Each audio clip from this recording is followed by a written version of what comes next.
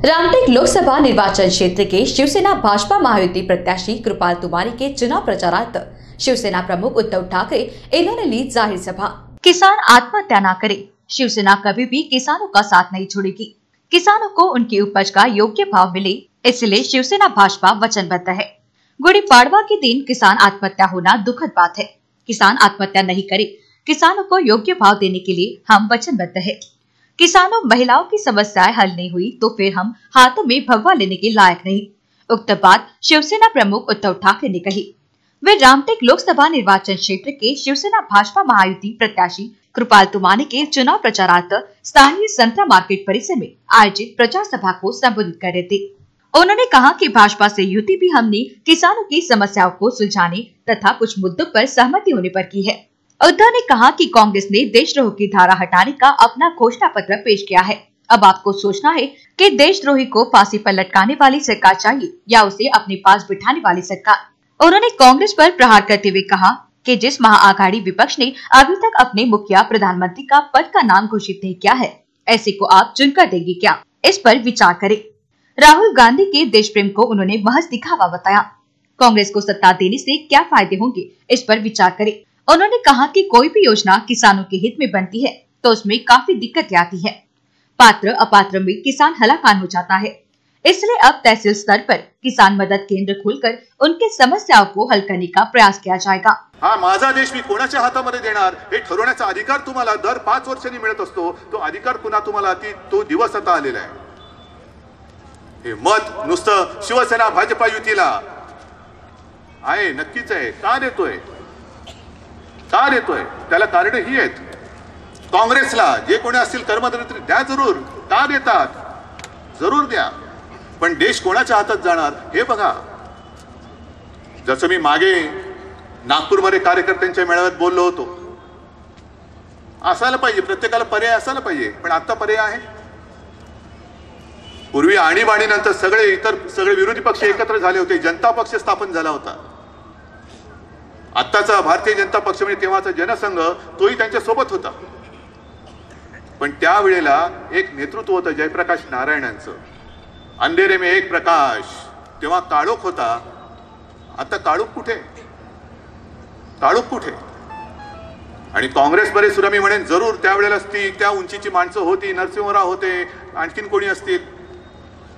आता काँग्रेसमध्ये तरी कोण राहिले शिल्लक? आणि मग उगाच उठायचं आणि विरोध करत सुटायचं, वाटेल ते बडबडायचं। शरद पवारांना ती काय बोलण्याची गरज आहे आता? जो देश आपण घेऊन पुढे चाललेलो आहे एक मजबूत देश, पाकिस्ताननी जर का कुरापत काढली तर पाकिस्तानमध्ये घुसून ठोकू असं सांगणारा पंतप्रधान नुसतं बोलून गप्प बसत नाही, तो 2 वेळा जाऊन त्यांना धडा शिकून आलेलो होता। पण मग पवार साहेबांना मला विचारते, पवार साहेब तुम्ही तेव्हा काँग्रेसमध्ये होतात, नरसिंहराव पंतप्रधान होते, नरसिंहरावांनी काही चांगल्या गोष्टी जरूर केल्या असतील, पण त्यावेळीची एक आठवण मुद्दामून मी तुम्हाला सांगतो की असेच अतिरेकी तेव्हा घुसले होते त्या एका दर्ग्यामध्ये, चरारे शरीफ।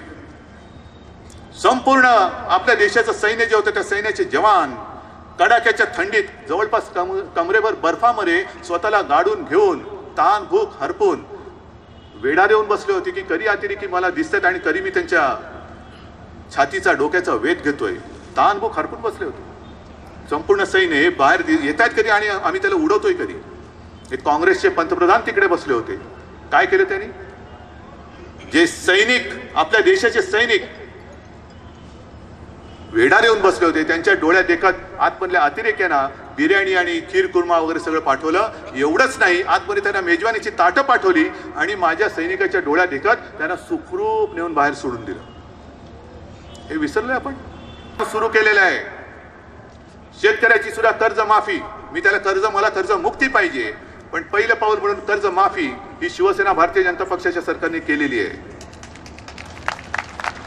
ही गोष्ट मला माहिती आहे, कारण मध्ये तेच मुद्दे मी उचलले होते। योजना खूप चांगल्या दिलेल्या आहेत, मग ती उज्ज्वला योजना असेल, सौभाग्य योजना असेल, कर्जमाफी योजना आहे, प्रधानमंत्री फसल विमा योजना आहे, योजना झालेल्या आहेत, त्याच्यासाठी बजेट प्रोव्हिजन झालेली आहे, अर्थसंकल्पात तरतूद झालेली आहे। पण ह्या योजना खाली झिरपत जो तिकडे जो शेतकरी आहे, जो लाभार्थी आहे, त्याच्यापर्यंत पोहोचवणं हे सरकारी यंत्रणेबरोबरच आपल्या दोन्ही पक्षाचं काम आहे. दोन्ही पक्षाचं काम आहे. आणि काल मी वृत्तपत्रामध्ये मुंबईत वाचत होतो की यवतमाळमध्ये, उद्या मी यवतमाळला जाणार आहे, 2 माझ्या भगिनी, त्यांच्या पतीने आत्महत्या केली. त्यांना इतर शिवसेनेने मदत केली, भारतीय जनता पक्षाने मदत केली, पण काही कारणास्तव सरकारी मदत अजून मिळाली नाही. ही जी गोष्ट आहे नेमकी हीच मी मुख्यमंत्र्यांच्या नजरेत आणून दिली. त्यांनाही माहिती होती, अमित भाईंच्या नजरेत आणून दिली. आणि मला एका गोष्टीचं समाधान आहे, प्रधानमंत्री फसल विमा योजना हप्ते गोळा केले गेले, काही ठिकाणी नुकसान भरपाई दिली गेली, पण काही ठिकाणी कुठे काय विचारायचं हेच कोणाला माहिती नाही. कर्जमाफीमध्ये सुद्धा काही शेतकऱ्यांना पात्र अपात्र त्याच्यामध्ये लटकून ठेवलेले आहे.